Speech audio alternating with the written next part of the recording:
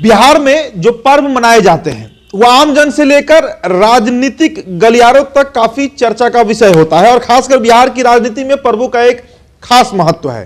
कारण राजनीतिक दलों के द्वारा जिस तरीके से पर्व मनाया जाता है इससे कई मायने निकाले जाते हैं। अब कल ही का बात कर लीजिए, 15 जनवरी मकर संक्रांति का मौका था। नीतीश कुमार पहुंचे लालू आवास पर और इसके बाद एक चर्चा यह शुरू हो गई कि जो खटास, जो एक तानातानी लालू और नीतीश के बीच रही वो अब खत्म हो गया। आपको बताएं कि 16 अक्टूबर को अंतिम मुलाकात लालू और नीतीश की हुई थी और करीब 3 महीने के बाद, 90 दिनों के बाद 15 जनवरी को दोनों नेता एक दूसरे के सामने आए। लेकिन जो तस्वीरें निकलकर सामने आई उसके बाद यह लगा कि रिश्तों में वो मिठास नहीं है जो पहले हुआ करती थी। नीतीश कुमार, आपको याद होगा, पहले जाते थे तेजस्वी आवास तो आधा घंटा, 40 मिनट, 1 घंटा रुका करते थे, 2-2 घंटा तक रुका करते थे। लेकिन कल 7 मिनट के अंदर नीतीश गए और वहां से निकल गए और फिर वहां से मंत्री रत्नेश सदा के यहां चूड़ा दही के भोज में शामिल होने चले गए।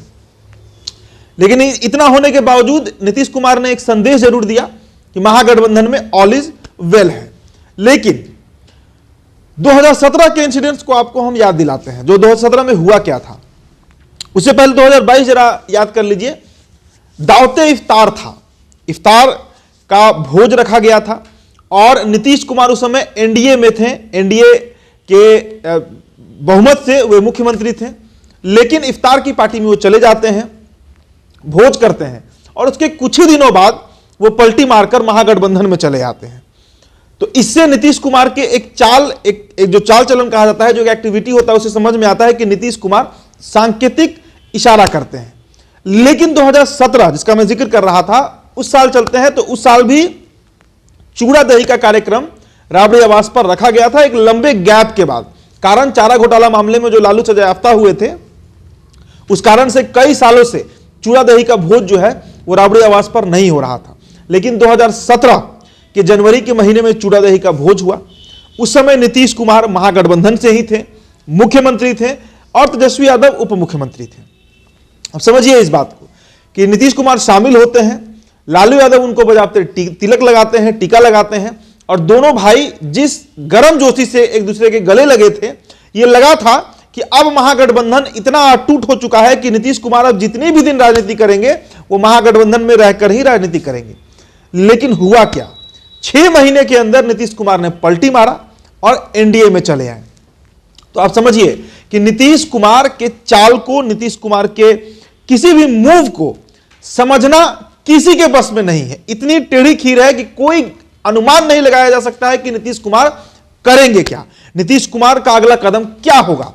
लेकिन जो राजनीतिक गलियारों में चर्चा है उसके अनुसार बीजेपी से उनकी बात लगातार चल रही है। इस बीच एक खबर यह भी आई कि 3 दिन पूर्व देर रात बीजेपी के एक बड़े नेता धर्मेंद्र प्रधान जो है वो दिल्ली से आते हैं और नीतीश कुमार से मुलाकात करते हैं। ये खबरें आई और नीतीश और बीजेपी के बीच बातचीत जो है वो अब अंतिम दौर में है और इसकी खबर किसी को नहीं है। ये एक कयास लगाया जा रहा है या कुछ हो सकता है कुछ सोर्स से पता भी चला हो कि नीतीश कुमार की बातचीत जो है वो बीजेपी से अब अंतिम दौर में है।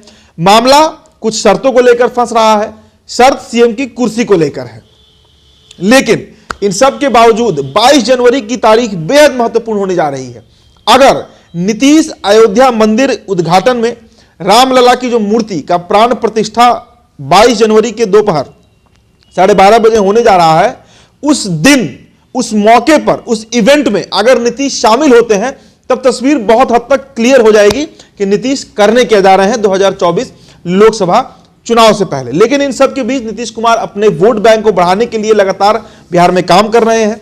आपको बता दें कि करीब 2.25 लाख के आसपास तो सिर्फ शिक्षक बहाली हुई है और करीब 4,64,000 से अधिक नियुक्तियां सरकारी विभागों में नीतीश कुमार करा चुके हैं। तो अपना एक मजबूत वोट बैंक जो है वो नीतीश कुमार तैयार कर रहे हैं। जीविका दीदी का 17,000 नियुक्ति हुआ और जो उनका मानदेय रहा उसको भी नीतीश कुमार ने बढ़ाया।